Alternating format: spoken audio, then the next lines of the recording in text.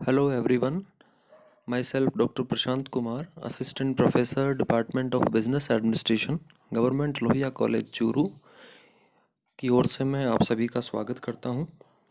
आज के इस वीडियो में हम प्रबंध या मैनेजमेंट फंक्शन जो है उसकी जो क्रिया या कार्य के रूप में जो अवधारणा है उसकी हम चर्चा करने जा रहे हैं। तो मैनेजमेंट कॉन्सेप्ट है और एज ए वर्ब और एज ए फंक्शन जब आप मैनेजमेंट को क्रिया या कार्य के रूप में देखते हैं या समझने का प्रयास करते हैं तो ये बात हमारे लिए मायने रखती है इस रूप में कि प्रबंध एक विशिष्ट कार्य होता है। प्रबंध की अवधारणा एक क्रिया या एक कार्य के रूप में भी की जाती रही है। प्रबंध को हम एक कार्य या क्रिया के रूप में भी देखते हैं या समझते हैं। तो ये किस प्रकार से प्रबंध एक क्रिया या कार्य है या कैसे इसमें क्रियाएं संपन्न की जाती हैं, हम इस वीडियो में आपको ये समझाने का प्रयास करेंगे। तो यह अवधारणा प्रबंध को एक ऐसा कार्य मानती है जो कि किसी संस्था के उद्देश्यों की पूर्ति के लिए संपन्न किया जाता है। यह एक विशिष्ट कार्य होता है जिसके माध्यम से हम संस्था के जो भौतिक और मानवीय संसाधन हैं उनका हम प्रभावशाली तरीके से उपयोग करते हैं या उपयोग करना सुनिश्चित करते हैं, और इसी के माध्यम से हम न्यूनतम लागत या न्यूनतम खर्चों के साथ और जो संस्था के हमारे लक्ष्य या उद्देश्य होते हैं उनकी प्राप्ति को हम आसान करते हैं या उनकी प्राप्ति की दिशा में हम आगे बढ़ते हैं। तो विशिष्ट कार्य के रूप में प्रबंध की ये जो अवधारणा है ये है बहुत प्राचीन है, या हम ये नहीं कह सकते कि ये नई अवधारणा है, ये काफ़ी पुरानी अवधारणा है। और जो प्रबंध के क्षेत्र में काम करने वाले लोग हैं जिनको कि हम प्रबंध शास्त्री भी कहते हैं, उन्होंने प्रबंध कार्य की यह जो अवधारणा है उसको अलग अलग तरीके से या अपने अपने विचारों के आधार पर इसको वर्गीकृत किया है या इसको स्पष्ट किया है। तो प्रबंध शास्त्रियों ने प्रबंध की कार्य की जो अवधारणाएं विकसित की हैं उनमें से हम कुछ प्रमुख अवधारणाओं की चर्चा करने जा रहे हैं। तो सबसे पहले हम जो अवधारणा है जिसकी कि हम चर्चा करेंगे वह है वैज्ञानिक प्रबंध की अवधारणा। 20वीं शताब्दी की जब शुरुआत हुई थी उस समय मैंने उस समय तक मैनेजमेंट का जो सिस्टमेटिक प्रेजेंटेशन है वो नहीं हो पाया, लेकिन उसके बाद उसमें काफ़ी तेज़ी से बदलाव या सुधार हमें देखने को मिले। तो 20वीं शताब्दी की जो शुरुआत थी तब ये मैनेजमेंट का जो व्यवस्थित अध्ययन हम कह सकते हैं ये शुरू हो गया था, और उस समय वैज्ञानिक प्रबंध की अवधारणा का विकास हुआ था।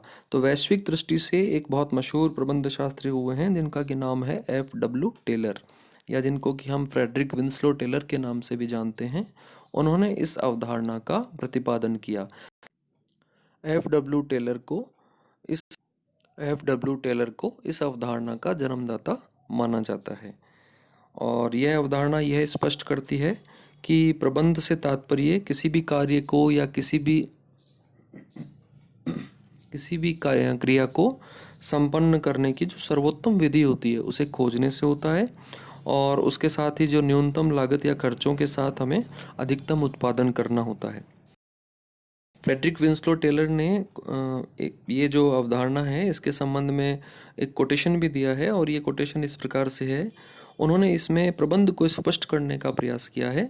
उन्होंने ये बताया है कि प्रबंध यह जानने की कला है कि आप क्या करना चाहते हैं, और तत्पश्चात यह सुनिश्चित करना भी है कि वे उस कार्य को सर्वोत्तम एवं सबसे सस्ती जो विधि है उससे किस प्रकार से उस कार्य को पूरा करते हैं। तो फ्रेडरिक विंस्लो टेलर ने प्रबंध की ये जो डेफिनेशन दी है या ये जो परिभाषा दी है इसमें उन्होंने इसको दो भागों में बांटा है। पहली बात तो ये है कि उन्होंने इसको एक कला बताया है। तो मैनेजमेंट इज़ एन आर्ट, प्रबंध एक कला होती है कि उसमें आप ये जानने की कोशिश करते हैं कि आप क्या करना चाहते हैं, नंबर वन। नंबर टू, इसका जो सेकंड भाग है इसमें उन्होंने ये कहा है कि तत्पश्चात ये सुनिश्चित किया जाता है कि वे उस कार्य को कैसे अपने सर्वोत्तम और सस्ती विधि से और पूरा करते हैं, और करने वाले जो लोग हैं उनको हम कर्मचारी या श्रमिक या अधिकारी कह सकते हैं, या जो प्रबंध करने वाले लोग हैं वो किस प्रकार से इसको संपन्न करते हैं। तो ये देखा जाता है। तो इस प्रकार से इस अवधारणा की जो मान्यता है वो यह है कि हर काम को करने की एक सर्वोत्तम विधि होती है। There is one best way of doing a thing. तो इस जो विधि है उसकी हमें खोज करनी चाहिए, और इस खोज के आधार पर ही फिर हमें अपने प्रबंध का जो कार्य है वो संपन्न करना चाहिए। तो ये जो अवधारणा है, इस अवधारणा का जो जन्म है वो उस 19वीं शताब्दी के जो अंतिम दशक थे, उस समय विश्व की जो स्थिति थी वो इस प्रकार थी कि उस समय औद्योगिक क्रांति का जो दौर था, उस समय वृहद स्तरीय उत्पादन, या जिसको हम कह सकते हैं बड़े पैमाने का उत्पादन, उसकी आवश्यकता थी। तो उस आवश्यकता को ध्यान में रखते हुए और फिर जो तत्कालीन परिस्थितियां थी वो ये थी कि भाई ज़्यादा से ज़्यादा उत्पादन होना चाहिए। तो ऐसे स्थिति में कंपटीशन का लेवल भी बहुत बढ़ गया था। तो जो मैनेजर्स थे, विभिन्न संस्थाओं को, फैक्ट्रियों को, कंपनियों को चलाने वाले संचालक थे, उनके सामने ये बड़ी प्रॉब्लम थी कि भाई कैसे हम कम से कम खर्चे में ज़्यादा से ज़्यादा प्रोडक्शन करें, ताकि इंडस्ट्रियल रिवोल्यूशन का ये जो दौर है इसमें हम अपने आप को बनाए रख सकें। क्योंकि कंपटीशन के मार्केट में अपने आप को बनाए रखना एक बहुत बड़ा चैलेंज होता है। तो ये चैलेंज उस समय भी मौजूद था।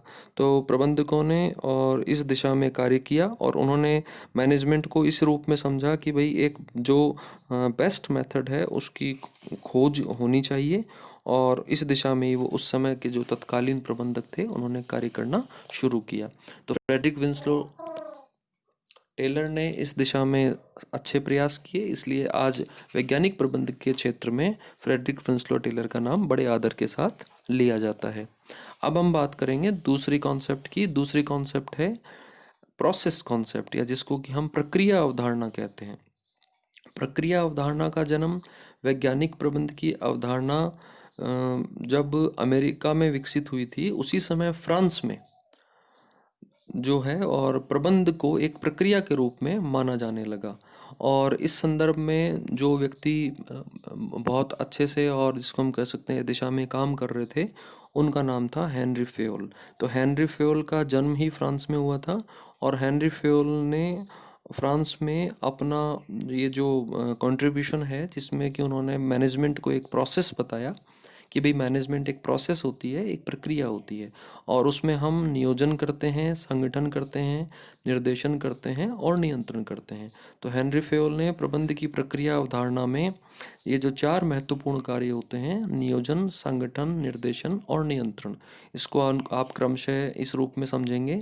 नियोजन अर्थात प्लानिंग, संगठन का मतलब ऑर्गेनाइजेशन, निर्देशन का मतलब डायरेक्शन और नियंत्रण का मतलब कंट्रोल होता है। तो ये जो चारों फंक्शंस हर संस्था में संपन्न किए जाते हैं। तो हेनरी फेयोल ने ये बताया कि भाई यदि आपको प्रबंध करना है तो आपको ये चार काम करने ही होंगे। यदि आप ये चार काम अच्छे से कर लेंगे तो आप, इसका मतलब आप अच्छे से मैनेजमेंट कर पाएंगे। तो ये अवधारणा और प्रबंध को सार्वभौमिक भी मानती है कि भाई पूरी दुनिया में, चाहे आप किसी भी दुनिया के किसी भी देश में मैनेजमेंट करने चले जाएं, यदि आप प्लानिंग के साथ ऑर्गेनाइज्ड वे में डायरेक्शंस देते हुए और कंट्रोल को काम में लेते हुए यदि काम करते हैं तो आप निश्चित रूप से सफल होंगे। तो प्रबंध की ये जो प्रक्रिया अवधारणा है, इसके प्रतिपादक हेनरी फेयोल थे, और जो वैज्ञानिक प्रबंध की अवधारणा है उसके प्रतिपादक फ्रेडरिक विंसलो टेलर थे। तो साइंटिफिक मैनेजमेंट के रूप में यदि हम देखें तो जो मशीनीकरण जो हुआ है या टेक्नोलॉजी जो एडवांसमेंट हुए हैं, उसके पीछे कहीं ना कहीं वैज्ञानिक प्रबंध है। और जो प्रोसेस की दिशा में जो अचीवमेंट्स हैं या प्रोसेस कंट्रोलिंग जो हमारे आज के इस इंडस्ट्रियल रिवोल्यूशन के बाद के इस दौर में हम देखते हैं, तो उसमें हेनरी फ्योल का कंट्रीब्यूशन मायने रखता है। इसके बाद में एक और अवधारणा विकसित हुई जिसका के नाम है पीपल ओरिएंटेड कॉन्सेप्ट या मानव प्रधान अवधारणा। यह अवधारणा मनुष्य को और मनुष्य को इस रूप में प्रबंध की दृष्टि से समझने पे बल देती है कि प्रबंध दूसरों से काम करवाने की कला और विज्ञान होता है। तो जब हम दूसरों से काम करवाते हैं तो हमें दूसरों को समझने की आवश्यकता होती है। प्रबंध ये हमारे सामने स्पष्ट करता है कि आप दूसरे लोगों से यदि काम करवाना चाहते हैं तो आपको उनका जो समाजशास्त्रीय दृष्टिकोण है और उनका जो मनोवैज्ञानिक स्तर है उसको आपको समझने की आवश्यकता होती है। प्रत्येक मनुष्य समाज में रहता है, इसलिए उसके विचार सामाजिक धारणाओं से और मान्यताओं से प्रभावित होते हैं।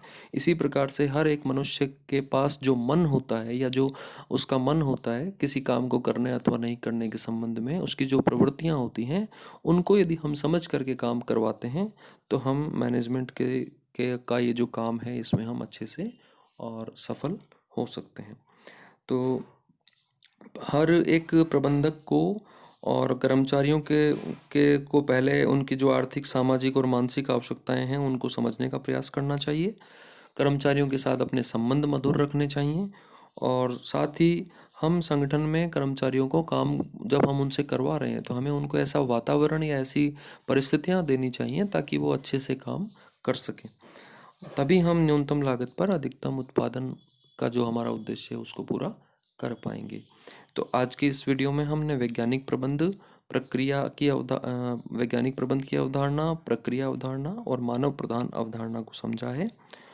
तो मानव प्रधान अवधारणा इस रूप में है कि भाई आपको सबसे पहले, चाहे आप किसी भी व्यक्ति से काम करवाएं, आपको पहले उसे एक मनुष्य के तौर पर समझने की आवश्यकता होती है। हर एक मनुष्य की आर्थिक, सामाजिक, मानसिक, भावनात्मक और मनोवैज्ञानिक आवश्यकताएं होती हैं। हमें उनको समझते हुए फिर उससे काम लेने की कला और विकसित करनी चाहिए। तो इस वीडियो को अभी हम यहीं पर समाप्त करेंगे। मिलते हैं नेक्स्ट वीडियो में मैनेजमेंट की किसी और नई कॉन्सेप्ट के साथ। Thank you very much.